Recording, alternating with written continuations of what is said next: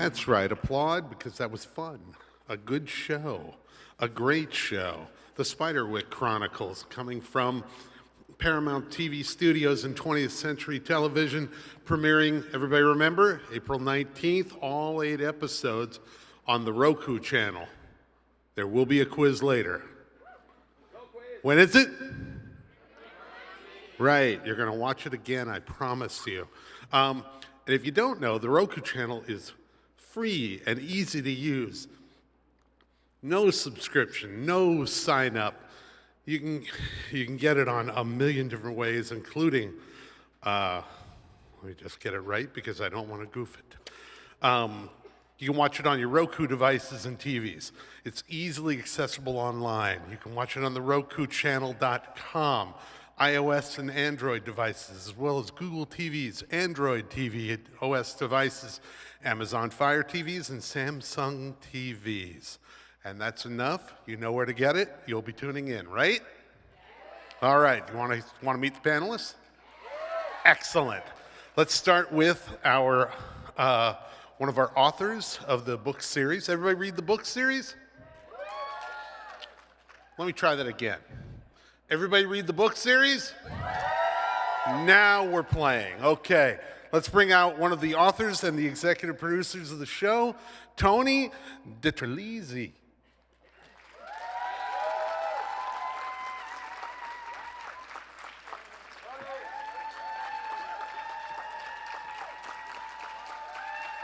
Down, down, down, down. End of the stage.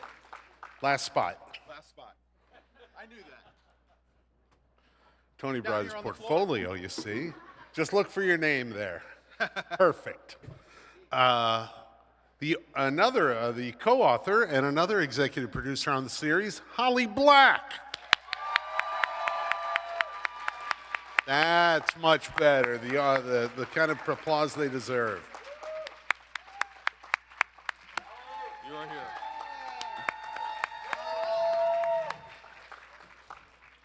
Our ever hungry calliope, welcome Alyvia Alyn Lind.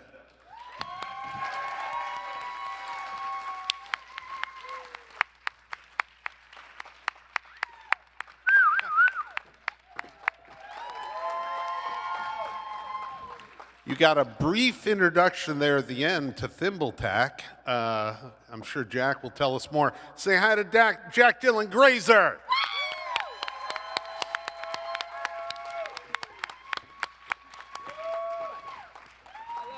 Okay, here come the Graces. Everybody say hi to the actor behind Jared Grace, Lyon Daniels.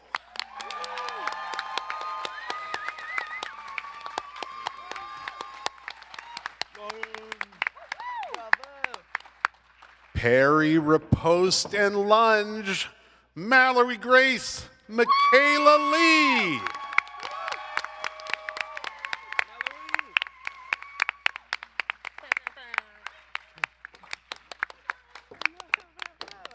Graces are better in threes, so let's bring out Noah Cottrell, our Simon Grace.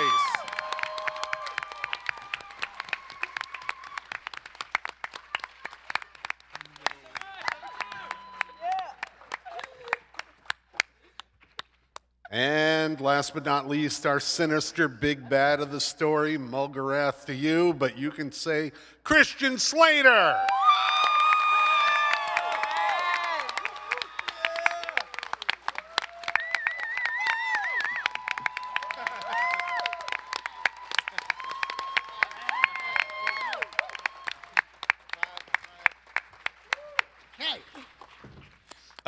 There's another important member of our team who's in the audience tonight. She directed our first 2 episodes. Kat Coiro, will you please stand up? Oh, What? Cat. Why is she up here? She here? Cat? Cats. Stand Cat. up. Cat? He's hiding. she's He's not. hiding. That's Embarrassed. not nice. She's All right, before we start, you've all been privileged to get the very first public screening of this show that you're going to watch again on April 19th on the Roku Channel. free. For free. For free. Because Roku doesn't require a subscription. There you go. Love this guy.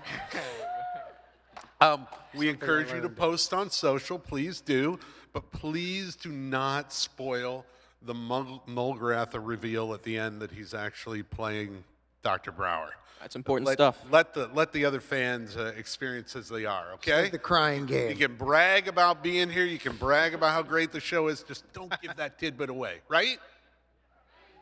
I'm not getting a lot of agreement here. Come on. All right. Yes. Let's start right in. And let's start with Tony and Holly. Our executive producer and showrunner, Aaron Colite, could not be here tonight.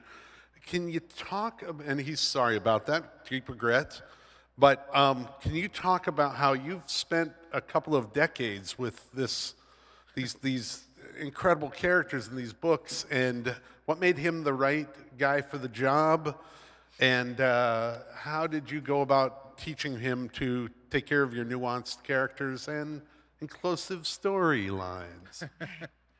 Well, I remember one of the first meetings we had with Aaron was Zoom because pandemic, and he held up the Dungeons and Dragons Monster Manual, and we were like, "You're hired." He was familiar with, like, I think all of the cultural touchstones that we took a lot of inspiration from. Certainly, one of them being Brian Froud and Alan Lee's illustrated book Fairies, Oh yeah. which traumatized Tony and I as a child. And so his familiarity with it, I think, gave us a lot of confidence that we were all coming from, the same place, and that he was going to respect the folklore and he was going to understand the heart of the story, and I think he really did. That was big for us, was the folklore be maintained. It wasn't a matter of like, on page 37, Jared Grace holds the spoon with his right hand and you have it holding his left hand. It wasn't that kind of stuff for us, but we wanted that spirit of the books, and we really wanted the folklore that stretches back centuries to be consistent with what they were going to be creating for the show. All right. So you got the books, the movie, now the TV series. Do we need to read the books to fully grasp the TV series? And what have you done to build on, update, and change the story for the TV screen? Not only do you need to read the books, but you need to have your own individual copy. Yes. Shared copies will not do. Yes. I mean, support your library, but then really maybe keep one mint in box, and then one that you can crack the spine and read. Yeah. No, you absolutely do not need to know the books. They did a great job grounding you in what you need to know. Yeah.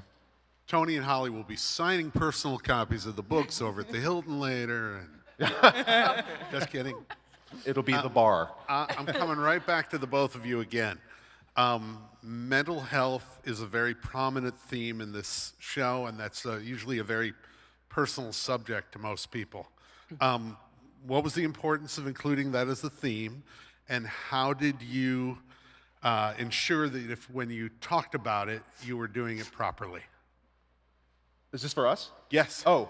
Well, I think there's a couple things that come to mind. The books came out 20 years ago. A lot has changed in 20 years, some for the better, some not so much. And I think in the state of the world, when we were having the initial conversations about how to adapt these stories and bring them forward and make them present, mental health was certainly on everyone's mind. It's very important to Aaron. And Holly and I both felt that it was a theme that was absolutely worth exploring in these stories. And so it was incredibly important. And I think it's exciting to take a story and kind of, return it to a lump of clay and then reform it and see if it can take another form and still be just as successful and carry the spirit of what Holly and I, tried to create all those years ago.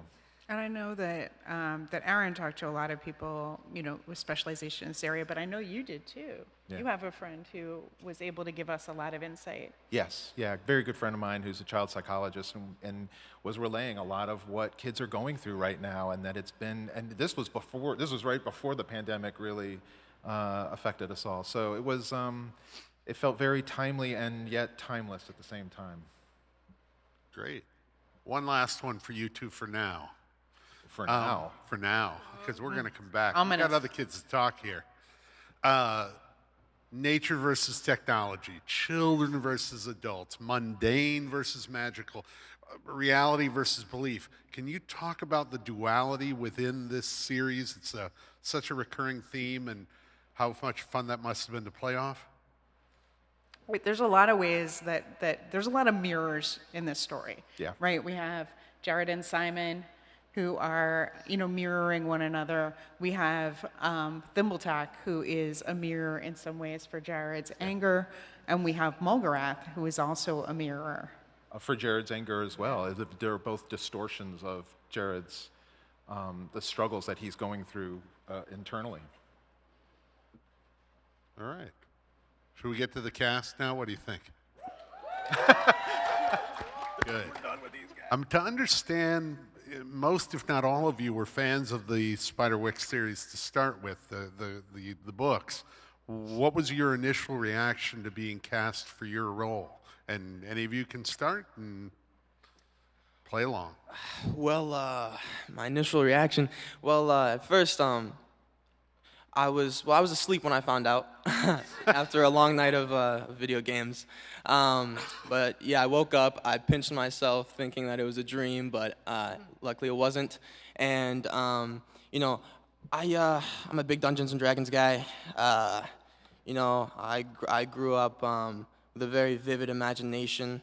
I always envisioned myself slaying dragons and monsters.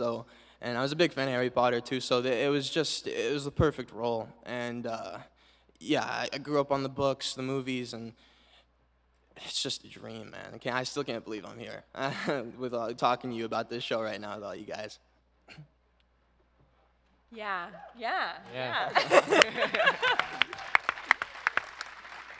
For me, the movies was one of those that I rewatched with my sister over and over and over again, and definitely a little bit of a nerd into the fantasy, into the dragons and dungeons and games and books and everything like that.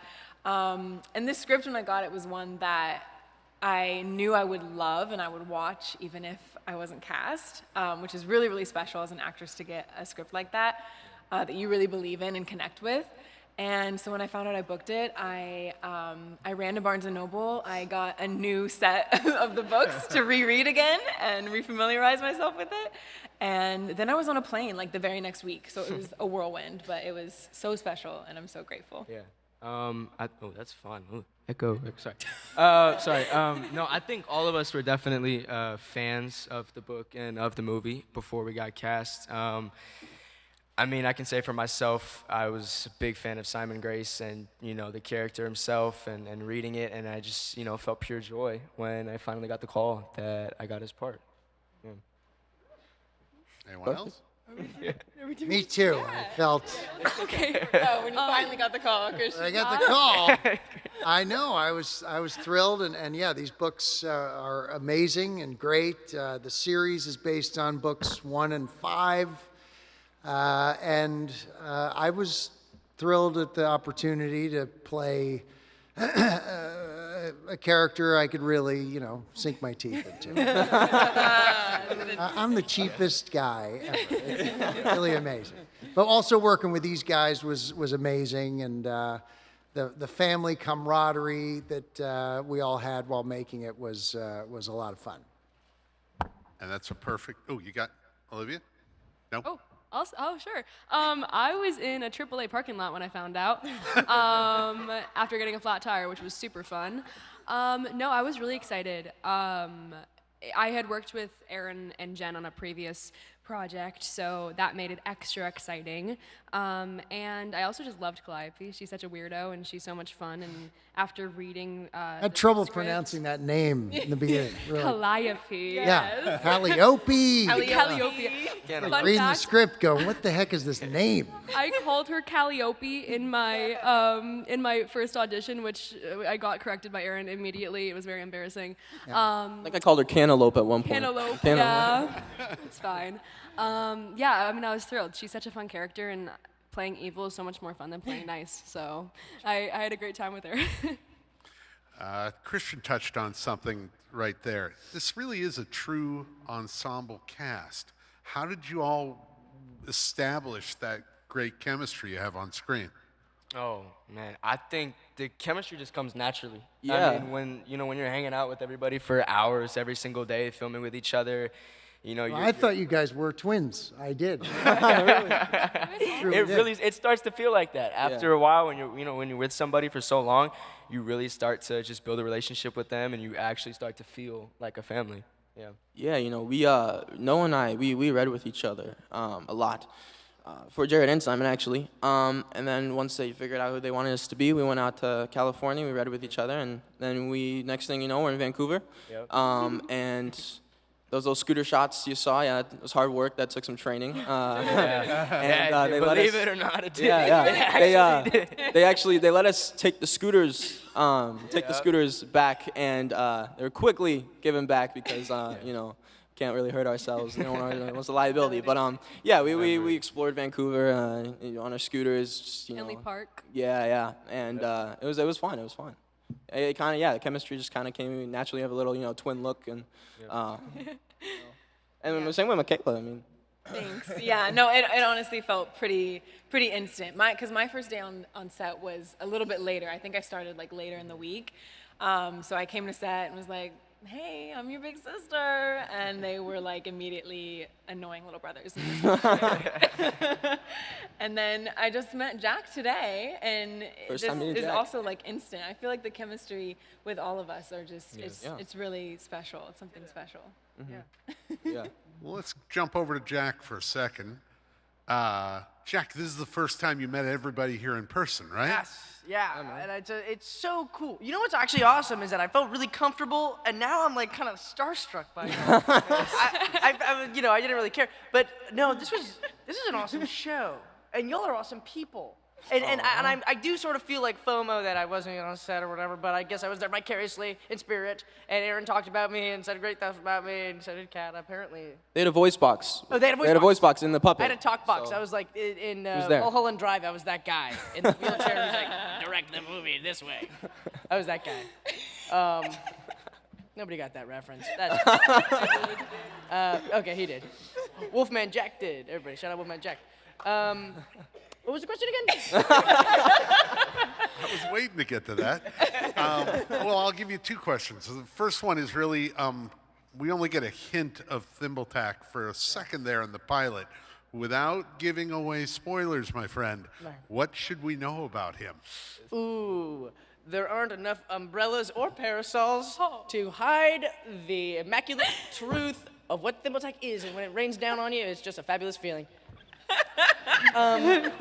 Thimbletack is just divine, isn't he? Yeah. He's a boisterous little critter with a lot of pizzazz and a lot of canup and a lot of gumption and gusto, I'd say.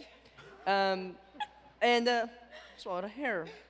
And he's just a lot of fun, and it was really a lot of fun doing chemistry, not necessarily chemistry reads or anything, but a lot of concocting the character with Kat and Aaron.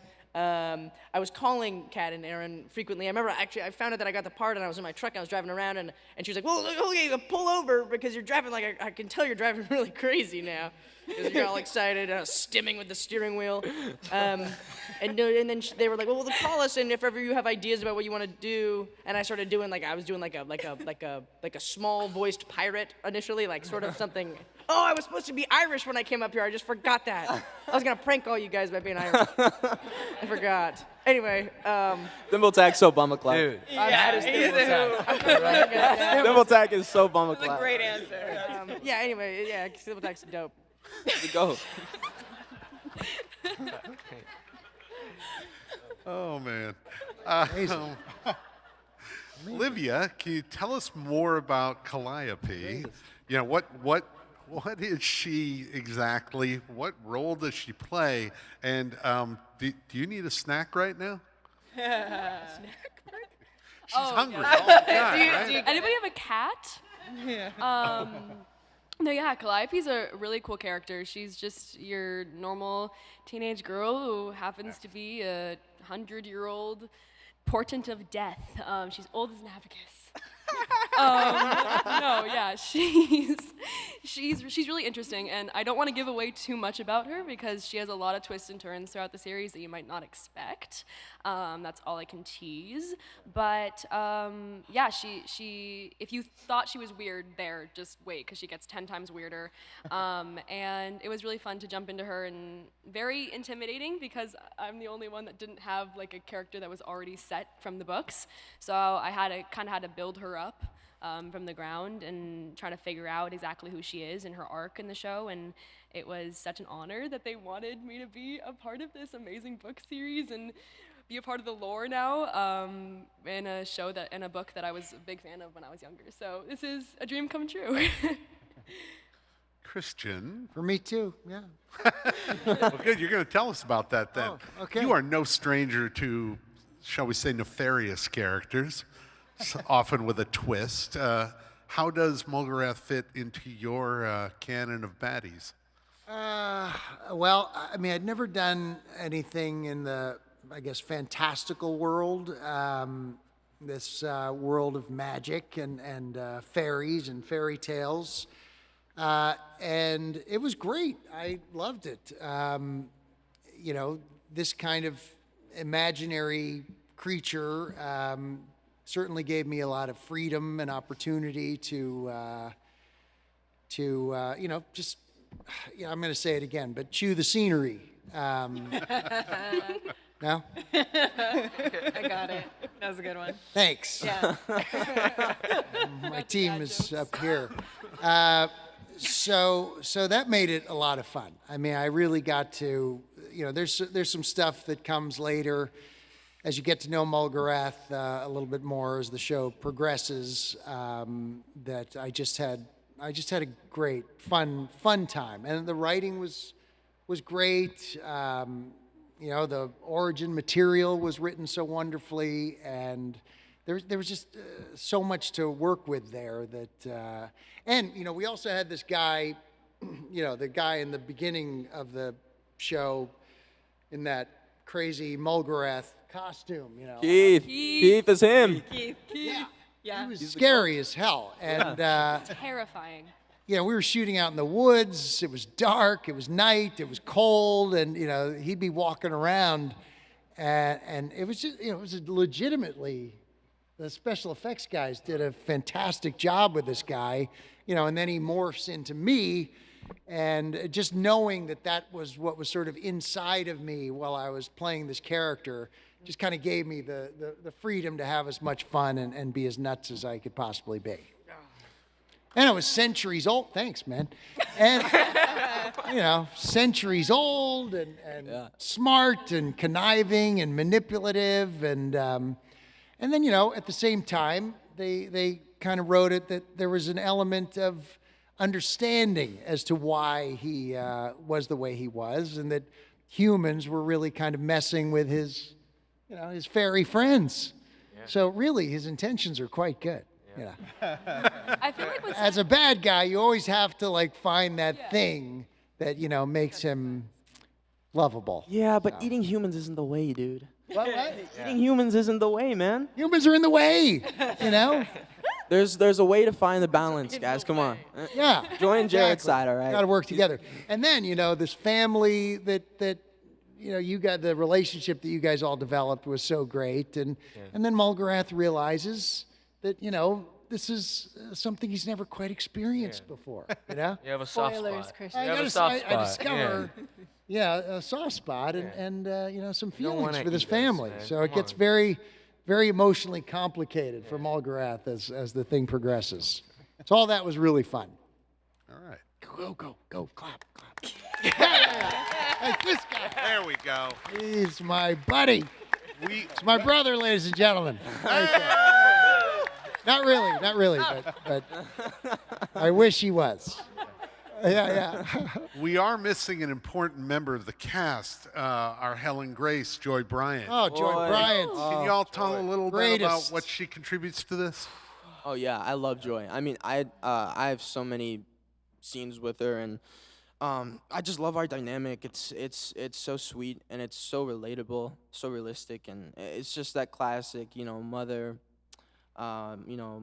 dynamic. And she taught me so much, and just watching her act, while I'm behind the camera, it was incredible. And she brings such a fun energy to set. I mean, she kept every scene alive, and she really was like a cool aunt. She's the cool mom. She's for the cool sure. mom, cool mom. Yeah. Joy definitely brings the motherly energy Oh, yeah, to this yeah. set, and she definitely she brings all the characters together. All the characters in the family's going through a cattywampus, so Yeah. we can really start to see them come together, and she just plays mom so well. You know what I mean? But yeah, we miss her and we love her. Yeah. Yep. Yeah, I will also add, she has a warmth and a light about her that was really great on set, but off set she really became like a big sister, cool aunt, mom. It was such just a fun time. She took me out for my birthday because I was in Vancouver alone on my birthday, and it was really sweet. And I miss her so much. I wish she was here today, but she is definitely a driving force and a glue for the Grace family. And the real glue of the family, for sure. Easy person to fall in love with, for sure. Yeah, that's true. Yeah. The production design is so spectacular in the show.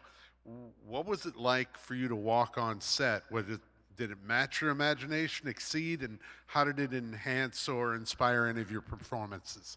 Oh, well, I mean, it exceeded my expectations. I was not expecting them to put so much detail into literally every little thing. I mean, even rooms you won't see. You go upstairs, you turn the corner, and it's all decked out. It's all these vintage just artifacts and vintage mirrors and stuff, and I'm like, wow. The production design is just impeccable. Yeah, I mean the crew and the set designers, all the people that put energy into building those sets, it really does help us as actors. You walk in there and you immediately are in the scene. You see all of these things, and you really get transported into that magical world. Mm-hmm. Yeah. Yeah. I mean, shout out to Bill the Foreman, by the way, for taking Noah and I. Bill the Foreman. We He's listening. He knows who he is. Y'all don't know about Bill the Foreman. Bill the Foreman. Bill the Foreman is the GOAT. He's the only reason we're here today. All right. He took us behind the scenes when it was still being built. Wasn't supposed to, but he did, and it was awesome. Yep. Also, I feel like the on-location sets were so specifically picked, and it just felt magical. We were filming in the forests of Vancouver, and it really, like you said, just amplifies the experience as an actor because you're able to just be. You're just able to be there in this crazy scene. I cannot wait for you guys to see all of the sets because there's so much more to the house. There's so much more to. I won't spoil, but there's just so much more to the world that the sets really just completed. It was beautiful. It's beautiful. Do we have favorite creatures from the Arthur Spiderwick Field Guide? Don't get me started, man. Come on, man. I'll tell you what, I've said this and I came up with it and I'm sticking with it. A griffin is the best character, and let me tell you why. You can get on the griffin, you can ride the griffin, you can take it to In-N-Out Burger, and you go back home. You don't need a car because you have the griffin. I rest my case. He can't drive yet, okay? So that might be why it's my answer, but it's just the griffin. It's awesome. Come on. Well, I mean, I love Thimbletack. I mean, Thimbletack's pretty bumbleclot, but What?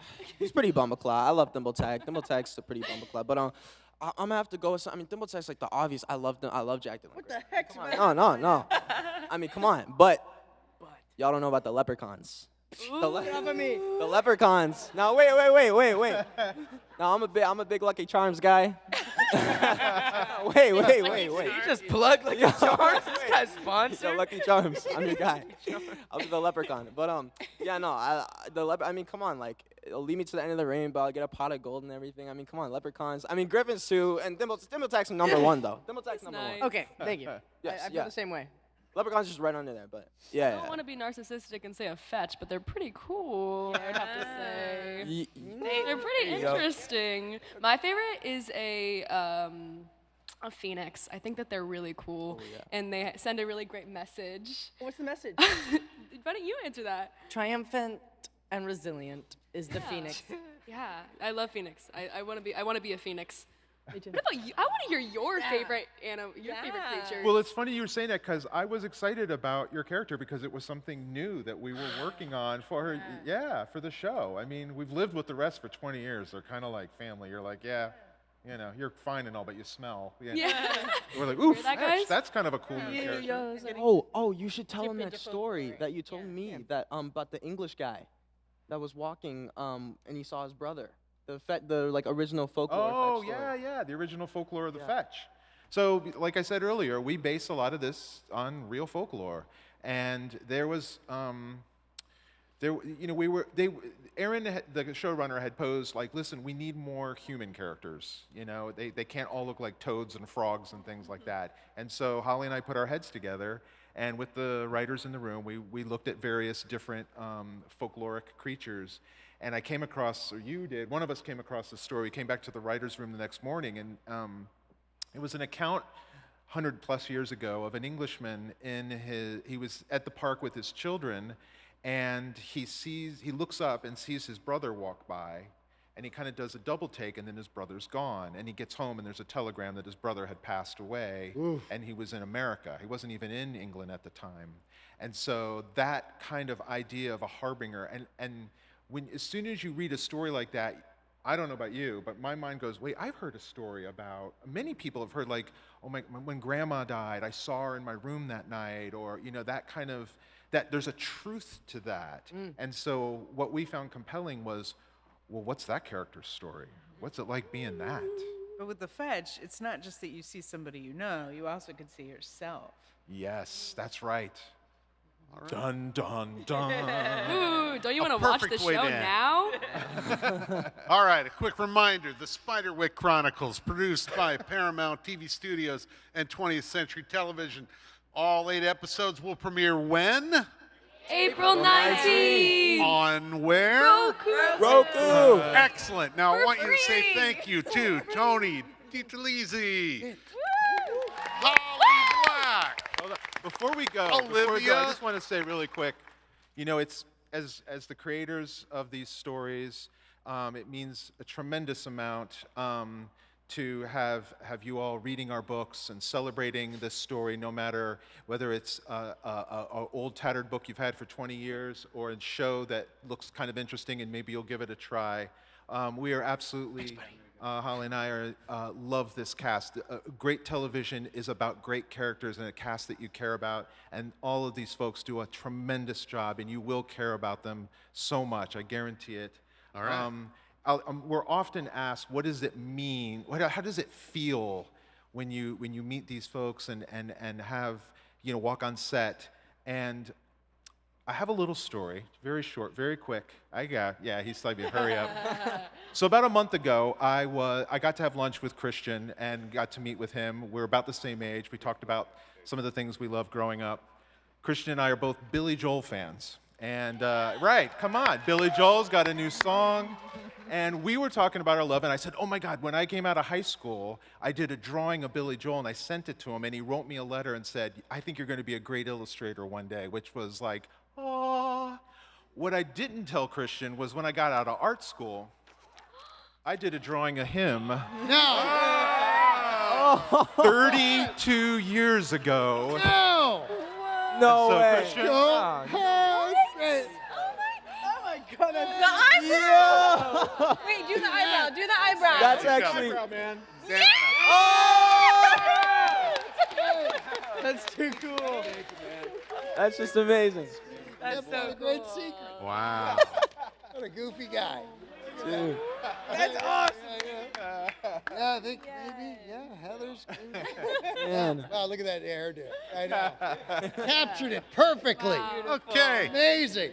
Say thank you to Tony, Holly Black, Alyvia Alyn Lind, Dylan Grazer, Lyon Daniels, Mychala Lee, Noah Cottrell, and the illustration himself, Christian Slater. Thanks, everybody. We'll see you on the TV. Woo! All right, it was fun. Come together. I want to get a crazy big selfie too. Yeah, show a selfie to Jack. Yeah. Everybody right over here.